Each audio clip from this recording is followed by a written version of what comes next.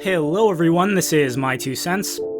Ever since the Me Too controversy broke out, there has been a commonly reported claim across social media that only 2 to 8% of sexual assault allegations are false, and that because such a low number of reports are false, we ought to always believe the woman who reports that she was assaulted by default.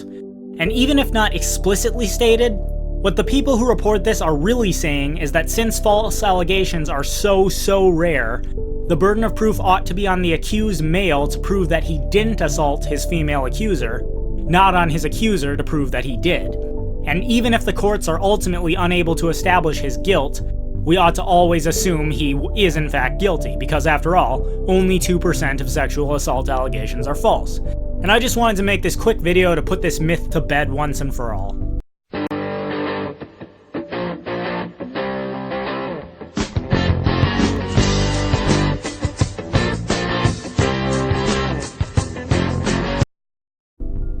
I should first point out that even if it is the case that only 2 to 8% of sexual assault allegations are false, it does not follow that we should therefore assume that all reports are true. Every case needs to be evaluated on its own merits.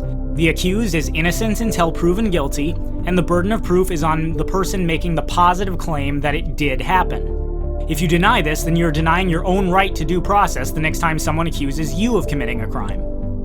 However, when you actually read the studies that make this claim, it will become clear immediately that the specific definitions that researchers are using have been chosen so as to make it seem like more men are guilty of sexual assault than they actually are.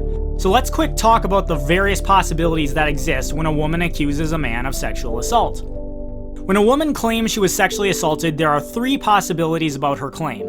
Either 1, she's telling the truth, 2, she's deliberately lying, or 3, she is sincerely mistaken for one reason or another. But these 3 possibilities apply not only to her claim about the assault, but also to her claim about who assaulted her. It's entirely possible, for example, that a woman who was in fact sexually assaulted, for one reason or another, is mistaken about who assaulted her. And in such a case, the woman would be telling the truth when she's recounting her assault, but nonetheless she is falsely accusing an innocent man. But there are more possibilities as well. There, in principle, could be a case where a woman was in fact sexually assaulted, but has chosen to accuse someone other than the person who assaulted her. Now, I don't presume to know what the reasoning for that would be, but it is nonetheless something that can, in principle, occur. And in such a case, a woman could be truthfully recounting a sexual assault, but deliberately accusing a man that she knows did not commit the crime. So, as you can see, this issue is not as simple as the accuser was assaulted by the person she was accusing, or she was not assaulted at all and is lying.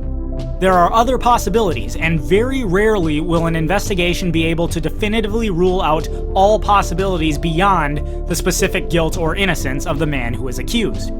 For example, suppose there is a particular case where a man is accused of sexual assault, but evidence is presented that completely exonerates him, such as security camera footage that proves he wasn't even in the city that the alleged assault took place on the night that it took place. But even if his innocence is established, that doesn't necessarily prove that no sexual assault occurred. At that point, the accuser could try and claim, well, I guess I must have been mistaken about who assaulted me. The mere innocence of the person she accused does not in and of itself prove that no sexual assault occurred, and it's not an admission by the accuser that no sexual assault occurred. With all this in mind, what do the academics who have reported the 2 to 8% statistic actually mean when they say that only 2 to 8% of sexual assault allegations are false? Well, in their paper that was published in Violence Against Women and presented at the Symposium on False Rape Allegations, the researchers who made this claim said very clearly what they meant. Quote, "To classify a case as a false allegation, a thorough investigation must yield evidence that a crime did not occur." End quote. They go on to quote the International Police Chiefs Association as saying, quote, "The determination that a report of sexual assault is false can be made only if the evidence establishes that no crime was committed or attempted. This determination can be made only after a thorough investigation. This should not be confused with an investigation that fails to prove that a sexual assault occurred. In that case, the investigation would be labeled unsubstantiated. the determination that a report is false must be supported by evidence that the assault did not happen, end quote. So, in other words, the researchers who support this claim are saying that in only 2 to 8% of reported sexual assaults is it formally established that no assault took place. They are not saying that in 92 to 98% of cases, the person accused is guilty. Within that 92 to 98% of remaining cases, there are still the possibilities that the woman is mistaken about who attacked her, that she was assaulted but is lying about who assaulted her, and those cases where she is lying about being assaulted, but they cannot prove that her claims are a lie. Now, let's remember that the goal of a prosecution is not to establish every specific fact that pertains to a case, but rather to establish the guilt of the accused. If the person accused is in fact innocent, then the allegations made against him were false, regardless of whatever other details may be true with respect to the accuser. So what then are the statistical facts with respect to those men that are accused of sexual assault? Well, one study by Eugene Kanan at Purdue University found that 41% of all sexual assault allegations are false, when it is understood that by this, it means that the person accused of the crime was innocent. However, Kanan's study has been widely criticized, and even though this in and of itself does not make his conclusions wrong, let's consider another alternative, less controversial source. According to the Federal Bureau of Investigation, in cases involving sexual assault, DNA evidence is able to exonerate the accused in at least 20% of cases, and it is exculpatory to the accused in at least 40% of cases.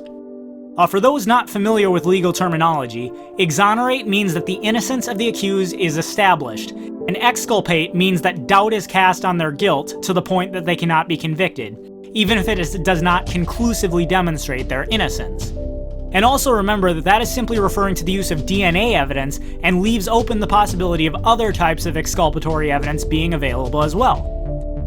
The person that claims that sexual assault allegations are false only 2 to 8% of the time usually intends for the hearer to conclude that in 92 to 98% of cases, the person accused is guilty.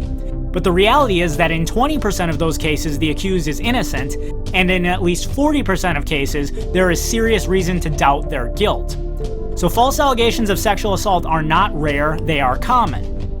But even if this were not the case, the fact remains that one must not assume innocence or guilt based on statistics. Women are not saints who never lie, and not all men commit sexual assault. Every case must be assessed on its own merits. The accused is innocent until proven guilty, and the burden of proof is on the party making the positive claim. And that is my 2 cents. Take it for what it's worth. Thanks everyone for watching. If you liked this video, be sure to like, share, and subscribe, as well as hit the bell to receive notifications so that you never miss an upload. And if you're a fan of my channel, please consider supporting me on Subscribestar, Bitbacker, or Patreon to receive special rewards. All links can be found in the About section of my website, my2centsvideos.com.